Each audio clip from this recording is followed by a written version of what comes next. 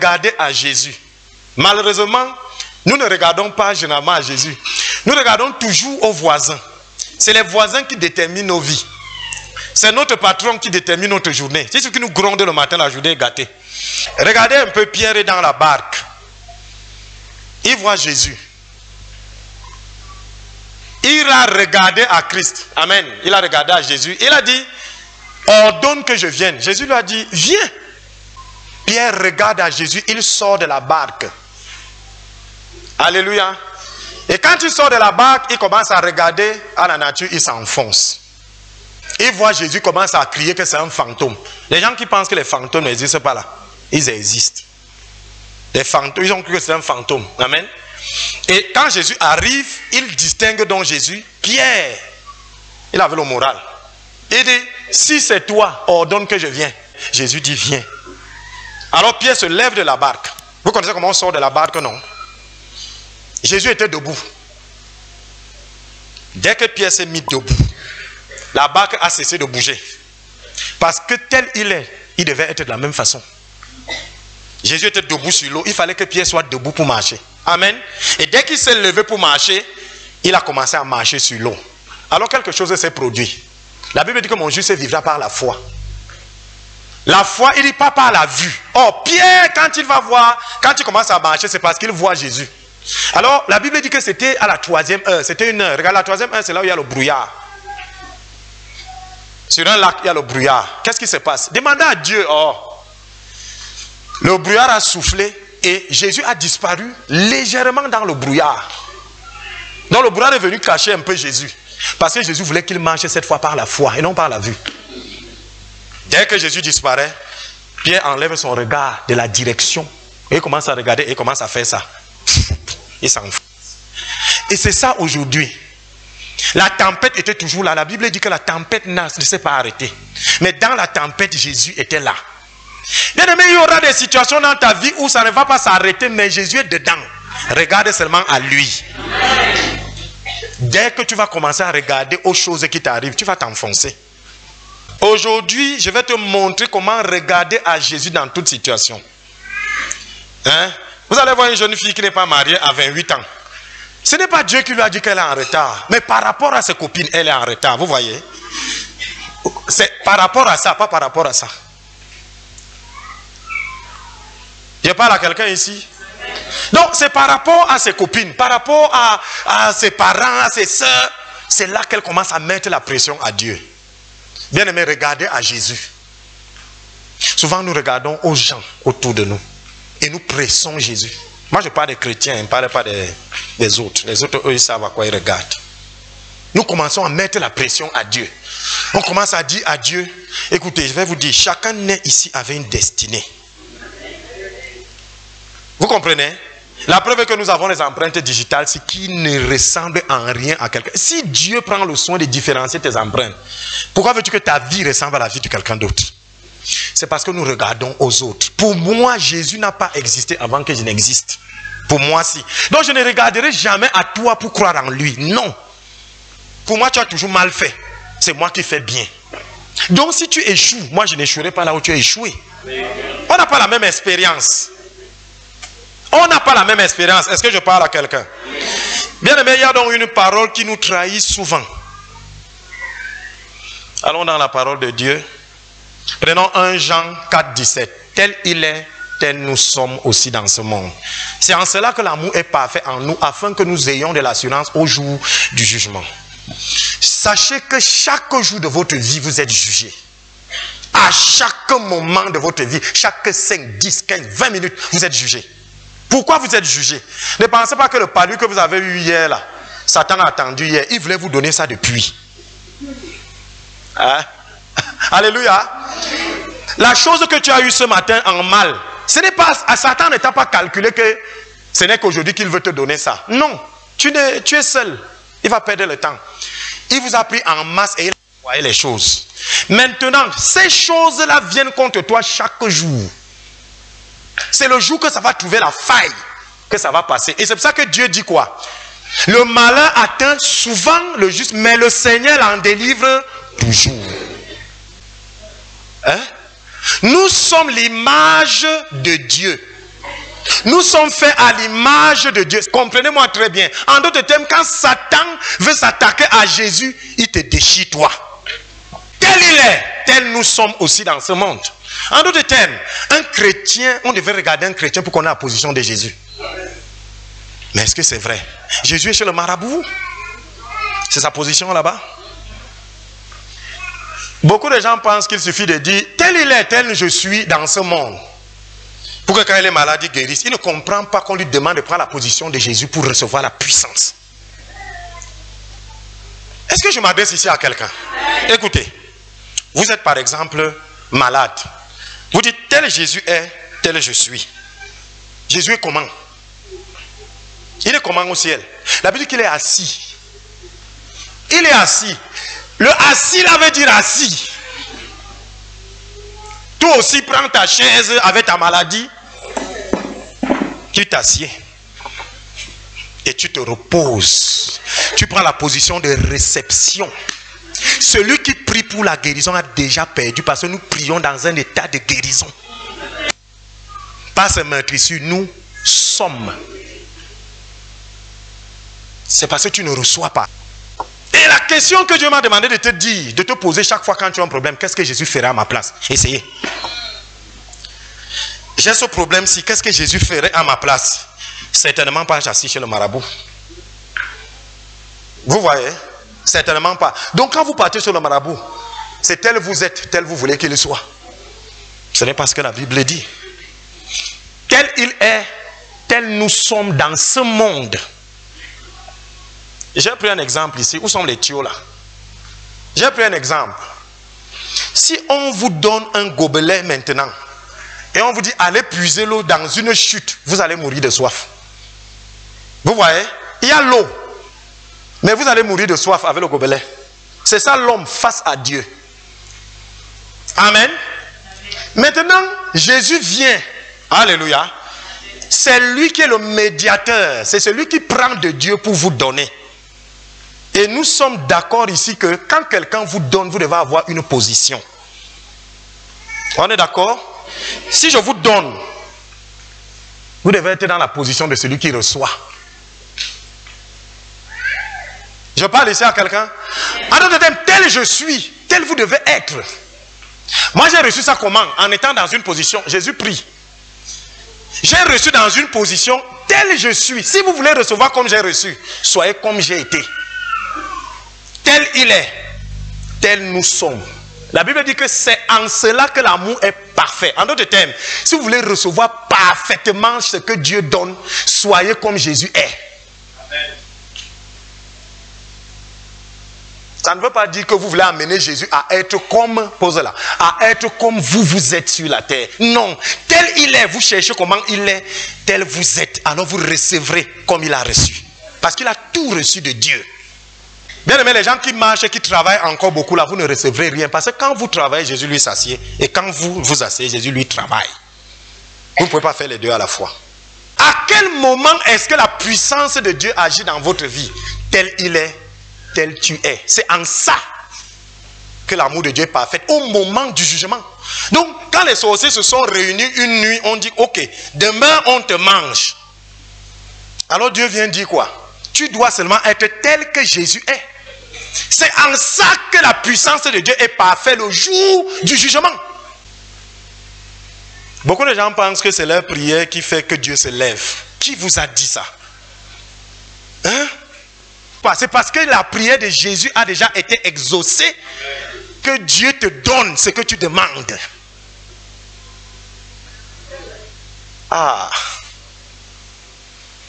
Jésus a dit tout est accompli. Les prières de Jésus ont été exaucées pour toi. En d'autres termes, regardez bien. La Bible dit, Jésus est à la droite de paix. Il intercède jour et nuit. Qui ici intercède jour et nuit? Qui? Dis-moi un peu. Mens-moi. Puisque là où tu es même là, tu me suis, tu n'intercèdes pas. La preuve c'est ça, c'est que tu es assis là. Oh, Jésus intercède jour et nuit. En d'autres termes, le jour où tu vas aller pour prier, c'est le seul moment où tel il est en train de prier, tel tu es aussi en train de prier. C'est là que tu reçois. Est-ce que je comprends? Est-ce que vous me comprenez? C'est pour ça qu'il n'y a pas d'heure de prière, parce que lui, c'est jour et nuit. Maintenant, dans jour et nuit, c'est toi qui choisis ton heure. L'heure où tu seras comme lui, il est en train d'être. Jésus est en train de prier jour et nuit. Maintenant, quand tu veux recevoir quelque chose, tu dois être comme il est sur la terre. C'est à ce moment que quand tu entres pour aller prier, au ciel comme il prie, toi aussi sur la terre comme tu pries, il est comme tu es.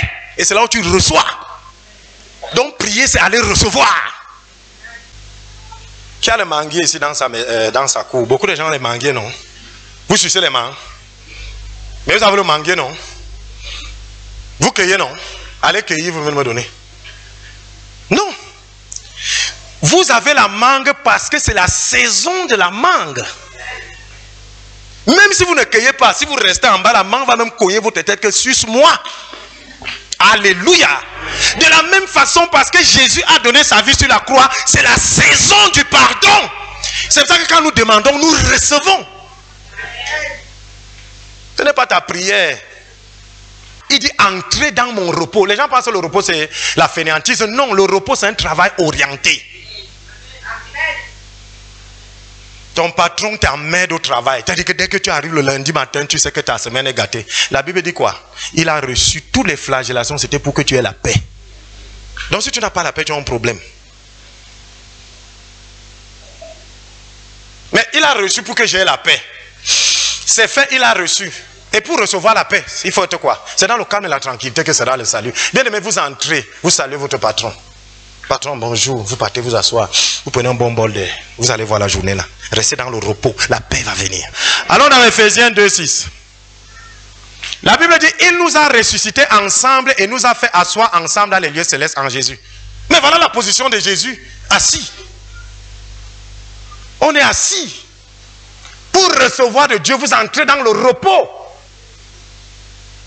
Bien aimé, quelque chose est en train de se passer, tu dis je me repose en Jésus. Parce que c'est ce que la Bible dit, il nous a ressuscités ensemble et nous a fait asseoir ensemble dans les lieux célestes. Il est assis dans les lieux célestes. Ma position sur la terre, c'est être assise. Mais maintenant, quand tu veux recevoir, vois un peu qu'on t'annonce une mauvaise nouvelle. Aïe, aïe, aïe, aïe, aïe. Tu vois comment mon fils et ma fille commencent à vibrer. Il faut que j'aille voir qui? Il faut que je... C'est ça, Jésus est inquiet. Il est au ciel inquiet. Toi, tu es alors inquiet comment? Tu es chrétien. Tel il est, tel je suis. Des choses dans nos vies parfois peuvent se perdre. C'est en vue d'avoir une victoire. Parce que l'œuvre accomplie de Jésus, par ce meurtrissure, tu es guéri. Est-ce que la guérison est un problème pour nous? Non. Parce que par ces meurtrissures qui sont déjà passées, je suis guéri. Il s'est appauvri, pourquoi? M'enrichir. Donc la richesse est mienne. Mais va voir les enfants de Dieu quand ils cherchent à être riches. Dieu dit ne courez pas derrière ces choses, c'est les païens. Parce que vous les chrétiens, vous les avez déjà. Est-ce que Dieu me juge par le nombre de jours que je prie par semaine? Que non. Parce que la prière de Jésus a déjà été exaucée. Donc ma prière c'est pour recevoir. Est-ce que je parle même ici aux gens? Viens un peu avec les deux tuyaux aussi. Amen. Ok. Chacun de vous prend un tuyau. C'est ça la violence. Ok. Voici le Père ici. Il envoie l'eau par le tuyau aussi. Amen. Dieu nous a bénis de tout genre de bénédictions dans les lieux célestes. En d'autres termes, Dieu envoie les rafales de bénédictions. Ce n'est pas parce que vous demandez que vous êtes béni, non, c'est parce que Christ a payé que vous êtes béni. Donc Dieu bénit seulement. Maintenant Dieu est en train d'envoyer la bénédiction par le tuyau aussi. Toi tu es un tuyau. Tu dois être aligné à ce tuyau pour recevoir. Tel ce tuyau est horizontal, tel toi-même tu dois être. Amen. Tel il est, tel je suis. Si toi tu passes le temps à être comme ça, il bénit, c'est pas parce que tu ne reçois pas, c'est parce que tu n'es pas tel il est. Tel il est, tel nous sommes. C'est en ça que la puissance de Dieu agit. Allons dans Hébreux chapitre 5 verset 1. En effet, tout souverain sacrificateur pris du milieu des hommes est établi pour les hommes dans les services de Dieu, afin de présenter des offrandes et des sacrifices pour les péchés. Regardez bien, il existe deux choses dans la Bible, le prophète et le souverain sacrificateur. Pour le souverain sacrificateur, on dit en effet tout souverain sacrificateur pris du milieu des hommes. C'est pour ça que Jésus était d'abord homme, entièrement homme. Donc il avait déjà une qualification. Je ne vais pas entrer dans les autres détails, il faut d'abord comprendre ça comme ça. Donc, tout souverain sacrificateur pris du milieu des hommes est établi pour les hommes dans le service de Dieu. Le souverain sacrificateur, voici sa position quand il y a culte. Il vous donne le dos, parce qu'il est établi pour vous, vers Dieu. En d'autres termes, vous verrez que tous les attributs du souverain sacrificateur sont devant. Le derrière est presque vide. Parce que Dieu, il regarde Dieu, il représente les hommes devant Dieu. Vous comprenez? Maintenant, le prophète représente Dieu devant les hommes. C'est pour ça que le prophète vous regarde. Oh, est-ce qu'on a encore besoin d'une représentation de Dieu dans les hommes? Non, parce que le Saint-Esprit, Jésus sont au milieu de nous. Voilà pourquoi le ministère du prophète est en train de finir. C'est maintenant le ministère des apôtres. Vous allez comprendre. Alléluia. Je parle ici à quelqu'un. Maintenant, il y a une autre précision que vous devez avoir. C'est que quand le souverain sacrificateur était bon, le peuple est bon. Peu importe ce qu'ils font. Quand le souverain sacrificateur est bon, parce qu'il représente le peuple devant Dieu, le peuple est bon. Si le souverain sacrificateur est mauvais, même si le peuple est bon, Dieu rejette le peuple. Est-ce que je m'adresse même ici aux gens? C'est pour ça donc que chaque année, il fallait que le souverain sacrificateur offre un sacrifice pour lui-même et le peuple. Ok, ce n'est pas complet, mais les éléments qui me permettent de prêcher sont là. Il y avait la tiare, il y avait les épaulettes et il y avait le pectoral. Voilà les choses que je vais prêcher avec. La tiare, c'était écrit sainteté à l'Éternel. En d'autres termes, les pensées des hommes doivent être saintes. Je parle ici aux gens. Et maintenant, sur chaque épaule, il y avait 6 tribus d'Israël, le nom des 6 tribus. Et vous connaissez que l'épaule, c'est le symbole de la puissance. C'est pour ça que nous, les militaires, c'est sur nos épaules qu'on dépose nos galons. C'est ça notre puissance. Et sur la poitrine, il y avait 12 pierres. Et chaque pierre représentait une tribu d'Israël. Et quand on voulait connaître le désir de Dieu, la volonté de Dieu, David interrogeait le pectoral. Et ces pierres fonctionnaient comment? Elles s'allumaient. Elles s'allumaient pour donner la volonté de Dieu. En d'autres termes, je viens pour connaître la volonté de Dieu. J'entre chez le souverain sacrificateur et j'interroge le pectoral. Maintenant, selon que les pierres s'allument, ça donnait une certaine interprétation. Maintenant, si je veux une interprétation, toutes les pierres doivent être allumées? Non, il faut des pierres qui s'éteignent pendant que d'autres s'allument pour que la volonté de Dieu soit connue. En d'autres termes, sache qu'il y a des périodes que tu vas passer dans le noir pour que ton frère brille afin que Dieu parle. Donc nous les pasteurs qui voulons toujours que nos églises soient, il y a des moments où ton église va faire comme ça afin qu'une autre brille, parce que le message de Dieu doit passer. Chaque fois que Jésus se présente devant Dieu, Dieu a un bon souvenir de toi. L'œuvre de la croix commence à parler pour toi. Donc nous sommes nous tous importants devant Dieu. Bien aimé, tu es un trésor, tu es une pierre devant le Seigneur. C'est pour ça que les avis des autres, ce n'est pas un problème pour toi. C'est ce que Dieu pense de toi.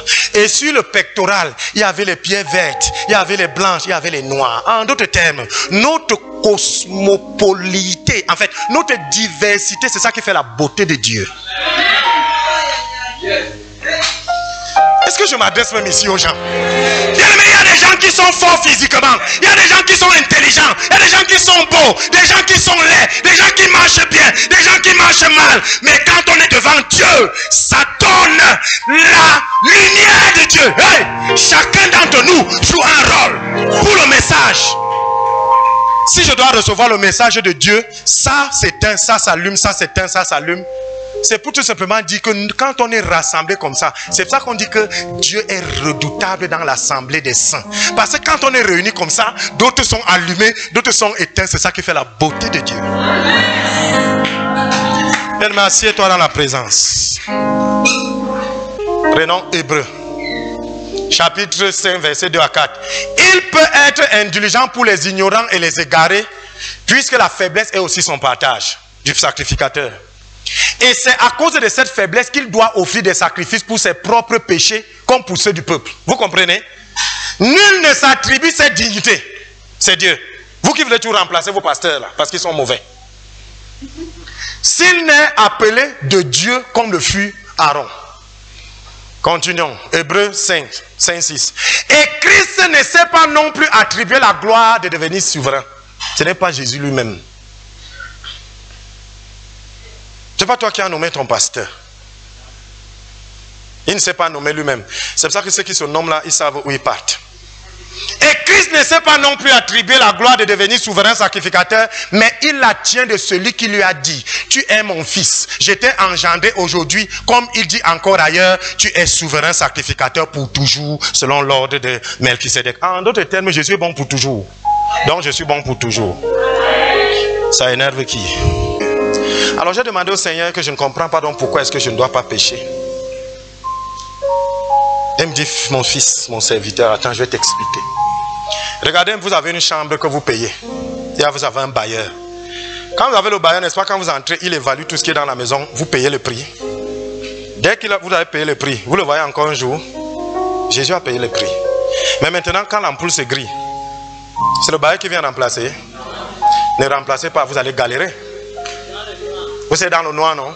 C'est comme ça qu'aujourd'hui, si vous continuez à pécher, vous souffrez. Regardons Romains 5, 19. Car, comme par la désobéissance d'un seul homme, beaucoup ont été rendus pécheurs, de même par l'obéissance d'un seul, beaucoup seront rendus justes. Maintenant, la question que je vais te poser, est-ce que tu pêches parce que tu es pécheur ou bien c'est le péché qui te rend pécheur? Je reprends. Je vous ai dit que je vais choquer et énerver. Est-ce que tu pêches parce que tu es pécheur de nature ou bien c'est parce que tu pêches que tu es pécheur? Ce n'est pas toujours passé. Tu pêches parce que tu es pécheur. Ce n'est pas parce que tu pêches que tu es pécheur. C'est Adam qui t'a donné une nature pécheresse. C'est ça qui te fait pécher. Ce n'est pas parce que tu pêches aujourd'hui que tu deviens pécheur. Non. C'est par la désobéissance d'un seul homme que nous sommes rendus pécheurs. C'est écrit. C'est pas sa désobéissance. C'est pas par le imbécile que tu as dit que tu es pécheur. C'est parce que tu es pécheur que tu dis imbécile. Alléluia. Alors, si je suis devenu pécheur à cause d'une personne, mais à cause d'une autre personne aussi, je deviens juste. J'ai fait quoi pour devenir pécheur? J'étais moi dans le ventre de ma mère tranquille.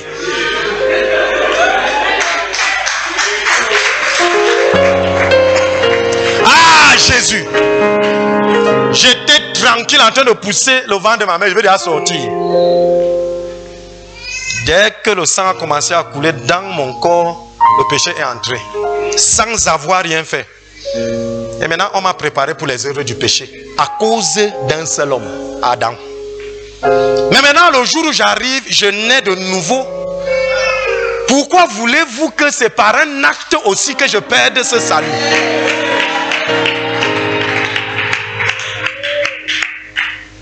De même veut dire de la même façon.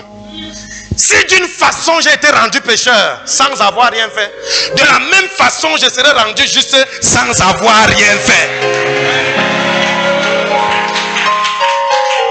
Parlez-moi donc de la cure d'âme ici. Pourquoi vous voulez que c'est quand je fais la cure d'âme que je deviens bon, alors que je suis devenu mauvais à cause de quelqu'un? Je suis aussi devenu bon à cause d'une personne. Voilà ça que je te réponds, toi le cureur d'âme. Prenons le pectoral. Voilà ça. Bon, on a essayé, c'est ça ici. De la même façon, ici c'était aussi les noms.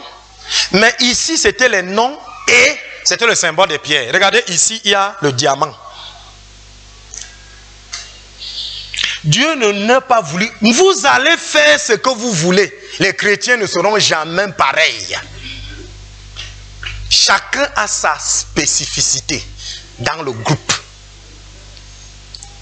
Bien, mais nous prêchons aujourd'hui parce que d'autres ne prêchent pas.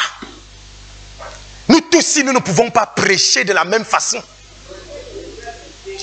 La Bible dit que nous sommes le sel de la terre. Je vais vous surprendre. Nous sommes le sel de la terre. Amen. Prenez 5 chrétiens, vous mettez dans quelque chose, ils vont se séparer. Vous saviez? Prenez 5 chrétiens, les bons chrétiens. Quand on se retrouve comme ça, après on se disperse, c'est bon. Mais mettez-les dans une œuvre, dans un travail. Ils vont se séparer. Vous allez dire que c'est le diable? Non! Vous êtes le sel de la terre. Bien aimé, un peu de sel suffit pour une marmite. Quand il y a beaucoup de sel, ça devient trop salé.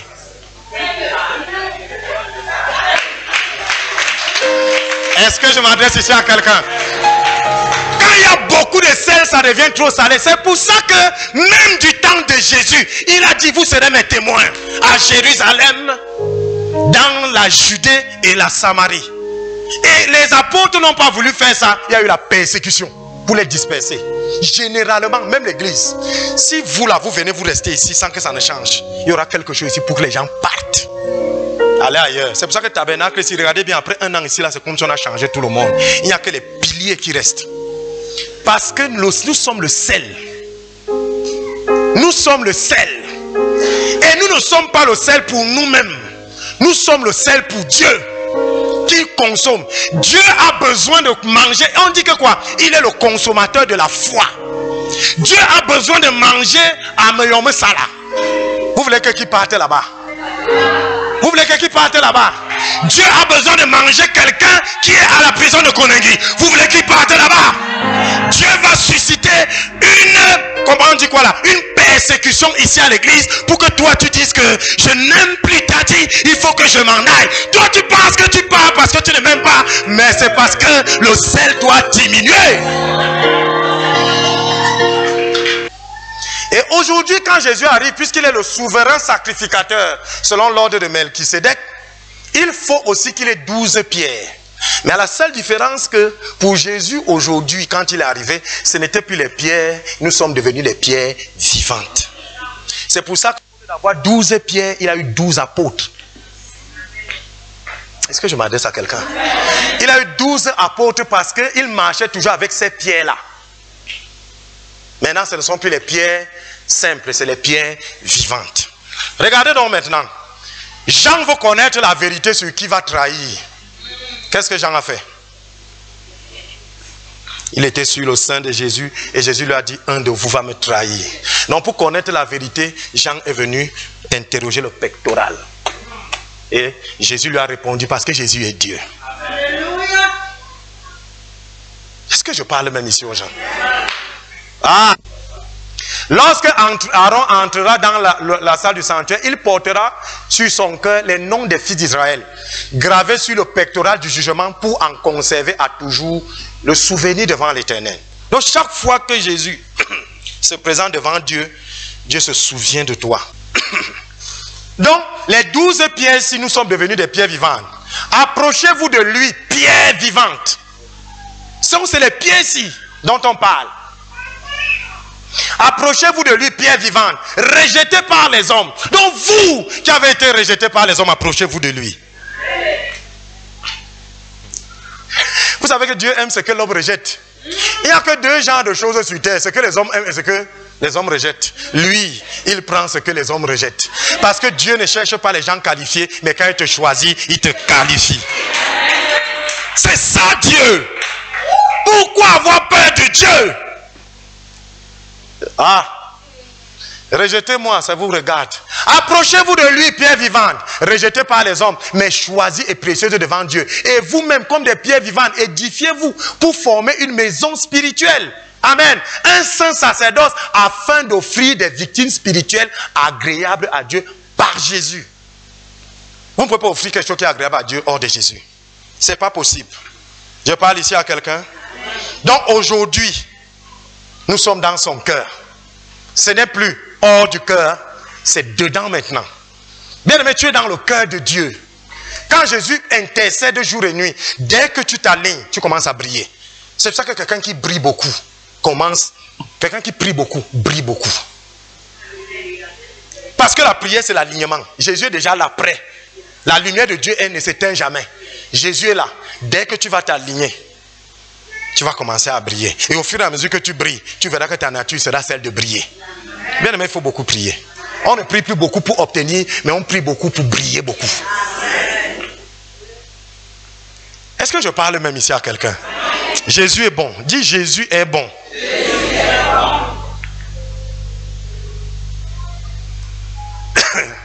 Exode 28, 30. Tu joindras au pectoral du jugement l'Urim et le Thummim, et ils seront sur le cœur d'Aaron lorsqu'il se présentera devant l'Éternel. Ainsi, Aaron portera constamment sur son cœur le jugement des enfants d'Israël lorsqu'il se présentera devant l'Éternel. En d'autres termes, si vous voulez connaître la volonté de Dieu, c'est l'Urim, c'est le pectoral que vous devez consulter. Maintenant, aujourd'hui, comment on consulte cela? On utilise toujours les pierres là. Voici les pierres qu'on consultait pour avoir la volonté de Dieu. Et aujourd'hui, ces pierres sont devenues des pierres vivantes. Les apôtres ne sont plus ici. Ils sont déjà autour de Jésus. Qui a écrit les épîtres? Donc vous voulez consulter Dieu, allez consulter les écrits de ces pierres. Allez lire votre Bible. Vous connaissez la volonté de Dieu dedans. Si Dieu veut vous parlez dans la Bible. Parce que la Bible c'est une pierre. Pierre était pierre. Il est devenu pierre vivante. Ces pierres vivantes aujourd'hui vous parlent aussi. C'est par ces pierres qu'on avait la volonté de Dieu au travers du grand prêtre. De la même façon aujourd'hui un apôtre peut te dire ainsi parle le Seigneur. Écoutez-les. Parce que c'est par eux qu'il parle aussi. C'est pour ça qu'il dit qu'il parle tantôt d'une façon, tantôt d'une autre façon. Mais vous ne prenez point garde. Et nous avons un souverain sacrificateur donc qui ne meurt jamais. Il est toujours bon. Donc il est toujours tourné vers Dieu matin, midi, soir. Comme lui il est donc toujours aligné vers Dieu matin, midi, soir, tu vas recevoir ce que Dieu donne quand toi tu t'alignes. Si tu veux donc aussi recevoir les bénédictions matin, midi, soir, sois aligné matin, midi, soir. Vous comprenez donc que c'est quand vous partez prier que vous recevez. Et voilà ce que Dieu me demande de te dire. Va t'asseoir, grand prêtre. Gloire à Jésus. Il m'a dit de te dire ceci. Car le Père lui-même vous aime. Parce que vous m'avez aimé et vous avez cru que je suis sorti de Dieu. C'est pour ça que la confession c'est: est-ce que tu crois que Jésus-Christ de Nazareth est le Fils de Dieu, né de Dieu, Dieu lui-même? On a déjà trop prêché sur la puissance de Dieu. Il s'agit maintenant de prêcher sur l'amour de Dieu. Regardez la beauté de Jésus avec cette description. Donc tout ce que Jésus fait, c'est pour toi. Il se présente devant son Dieu, c'est pour toi. Il est assis sur le trône, dans le repos, c'est pour toi. En d'autres termes, si tu veux recevoir ce que Jésus a reçu, occupe la position qu'il occupe. Ne sois plus inquiet. Quand tu as une situation, assieds-toi dans le repos. Va t'asseoir, parce que tel il est, tel tu es. Il est assis. Assieds-toi, tu recevras ce qu'il a reçu quand il était assis. La position d'assise, c'est une position de réception. Et voilà ce que le Seigneur m'a dit. Regardez bien. Quand vous commencez à être malade, vous travaillez, non? Il faut aller à l'hôpital. Il faut, au fur et à mesure que la maladie s'aggrave, c'est là les gens qui travaillent pour vous. C'est pas ça? Quand vous êtes malade, un jeune malade, c'est-à-dire tu es malade depuis hier. Tu travailles encore. C'est toi qui pars à la pharmacie. C'est toi qui cherches à savoir le plus bon médecin de Yaoundé. C'est toi qui, après une semaine, tu les as tous visités. La maladie s'est empirée. Tu commences à dire que tu peux déjà m'accompagner. Hein? C'est déjà ton frère qui peut t'accompagner. Après ça, tu ne parles même plus. Donc au fur et à mesure que toi tu te reposes de la façon des hommes, donc tu es déjà malade, tu ne peux plus rien faire, c'est les gens qui travaillent pour toi. Dieu me dit d'appliquer ça pour lui. Donc au fur et à mesure que vous vous reposez, lui il travaille. Mais tant que vous travaillerez, lui il va se reposer. Bien, mais je sais cette parole dans le sang de Jésus.